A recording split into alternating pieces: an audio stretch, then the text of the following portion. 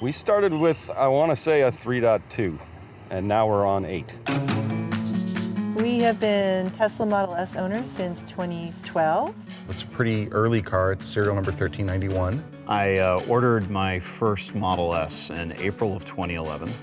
I knew the car was updatable over the air. I didn't expect it to be as ambitious as it has been. So the latest release has a full screen with the nav, modifies based on real-time traffic conditions, which is great when you're commuting. Every time we get a new update, it seems like something got better. Music is huge in our car. Our kids love streaming. The software updates are not just we made the buttons prettier, we put the buttons in different locations. They affect how the car drives, enhance the safety of the car. The car would actually scrape on the driveway as I pulled in unless I raised the car.